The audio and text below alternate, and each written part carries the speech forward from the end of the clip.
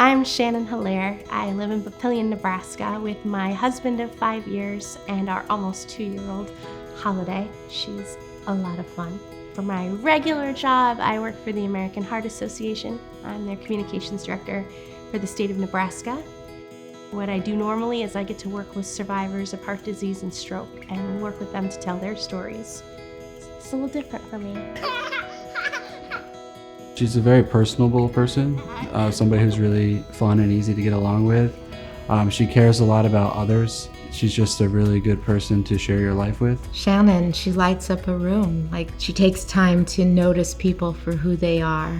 She just has a way of making you feel like you're the only one in the room and yet entertaining the whole room at the same time.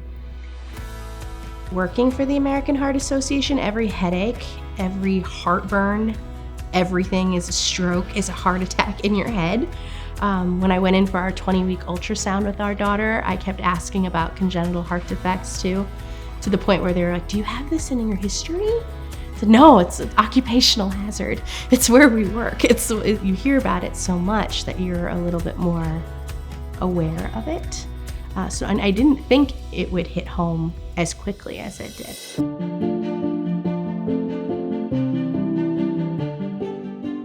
With your first pregnancy, you don't have a frame of reference, and Google can be really scary. It was really early on. Lots of throwing up, which a lot of women deal with. A lot of migraines, which I'd had before. Bloody noses. I have had severe carpal tunnel from my fingertips up to my arms. And it was that way throughout pregnancy. I kind of just put a stamp on it, like, this is pregnancy. It just sucks. Just deal with it.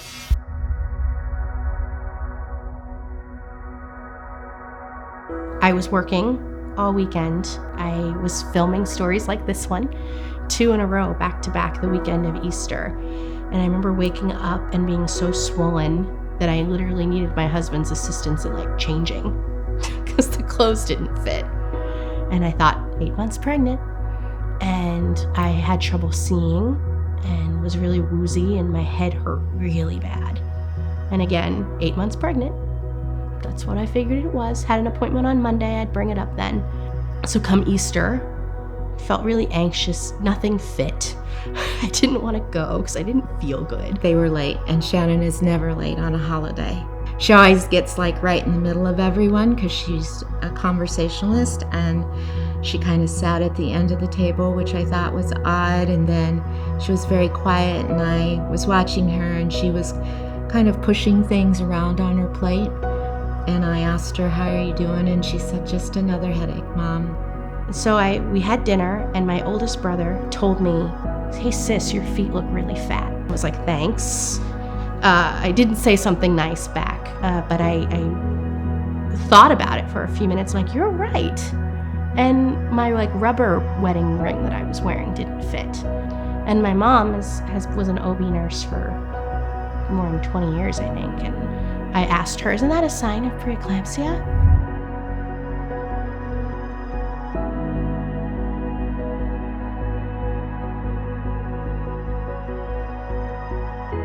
I asked her numerous times about her blood pressure. In fact, Shannon had told me, "No, my blood pressure is doing really well. Look at this, look at this." But I felt there was something wrong. We started to go to bed, and then I remembered again. I was like, I still don't feel right. Maybe we should take my blood pressure. And we did, and it hurt to take it. A healthy reading's 120/70. Well, my top number was close to 200, and my bottom was well over 100.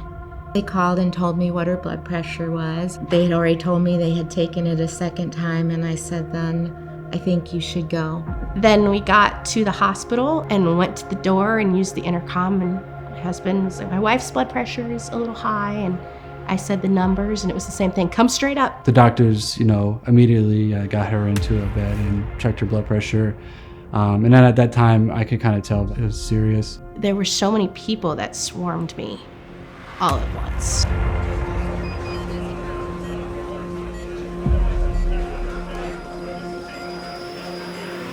and the numbers just kept creeping up. And the top number got as high as 212. The only way at this point to make the numbers better was to deliver, but my numbers were so high it wasn't safe to C-section. Things weren't going as well as they'd liked, and they were going to push her a little bit harder. And so they wanted to put in an epidural, and I knew the stress that was going to put on her body. The epidural made my numbers plummet really fast. And so I do remember like falling forward to my mom. And she just went very white and non-responsive. If her blood pressure is going down, the baby is not getting circulated and is not getting oxygen. And so, holding her unconscious in my hands and listening to baby's heart rate drop, very difficult.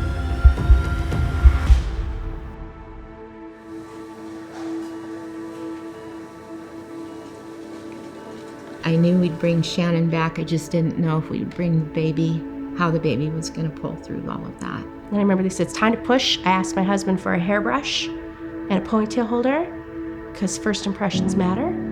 And I was ready. This was my, I can do this. Like, hair up in a ponytail. Let's get this done. I always knew that Shannon had a lot of strength, that she was a really strong individual, but just to see that was, it made me, fall in love with her even more. She was only 4 pounds, 15 ounces, really tiny. She was swarmed by doctors, and she wasn't crying either. She was purple and little and no tears. She finally cried, and it just turned out that it took a little bit of time with her lungs. She's a fighter just like her mommy, so. A special moment that I'll never, obviously forget.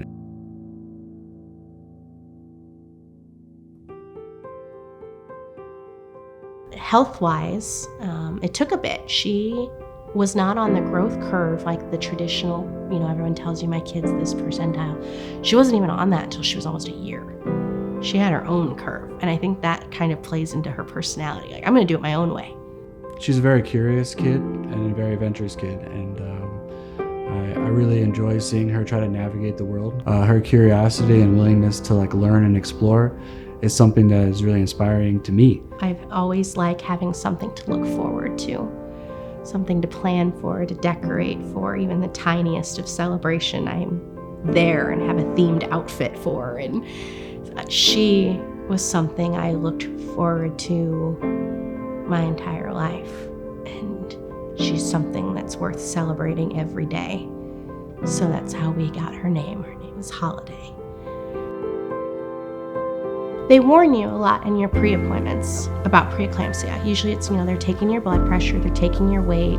When they finally told me what was going on, I felt like the mom guilt already. Did I do something to cause this? Why didn't I listen to my body earlier? I felt terrible all weekend.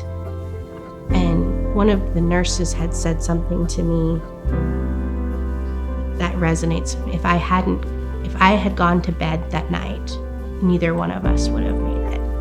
That hits really hard, and that's really scary to think about. If I had done something just a little bit differently, what that could have meant for us, for my husband, and all of us.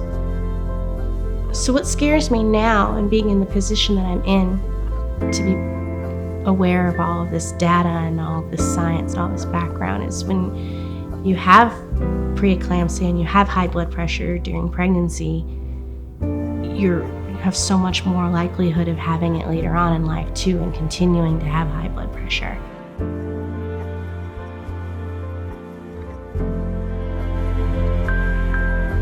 Another thing that's really tough for me is the range of possibility of having preeclampsia issues in another pregnancy is pretty high. And so that makes me very nervous about even considering doing it again. Yeah, I'm just grateful for the safety of my wife and my daughter. Out of all of this, that we got a beautiful gift of Holiday. She's, brought so much love and joy to our world. I'm just really happy that we're able to have a wonderful family moving forward. I think if you're pregnant or not, you should have a blood pressure cuff at home. It's really important to know what your numbers should be and to keep track of it, whether you're at high risk or not, because you might be and you don't even know it. And work with your doctor to understand what your numbers should be and what's normal and how you should feel.